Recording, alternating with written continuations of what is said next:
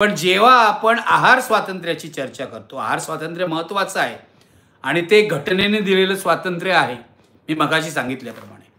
पण याच घटनेने आपल्याला इतर स्वातंत्र्य दिलेली आहेत, त्याची चर्चा आपण कधीही करताना दिसत नाही किंवा अनेक नागरिकांना या स्वातंत्र्याची जाणीवही नसते, असं लक्षात येतं. कोणती आहे ती मूलभूत स्वातंत्र्य? स्वातंत्र्य दिनाच्या निमित्ताने ही मूलभूत स्वातंत्र्य काय आहेत हे जरी आपण तपासलं तरी खूप काही साध्य होईल. पहिलं स्वातंत्र्य आविष्कार स्वातंत्र्य, फ्रीडम ऑफ स्पीच आणि एक्सप्रेशन. दुसरं स्वातंत्र्य फ्रीडम टू असेंबल पीसफुली, म्हणजे कोणत्याही विषयावर शांततापूर्ण जमणं, शांततापूर्ण सभा घेणं, हे सुद्धा मूलभूत स्वातंत्र्यांमध्ये आहे.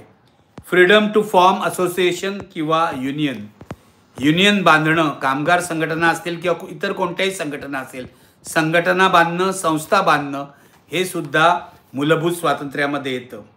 त्यानंतर देशभरामध्ये कुठेही स्थायिक होण्याचा अधिकार, फ्रीडम ऑफ रेसिडेन्स, हाही नागरिकांना आहे. फ्रीडम ऑफ मुवमेंट, देशभरामध्ये कुठेही वावरण्याचा अधिकार या देशातल्या नागरिकांना आहे.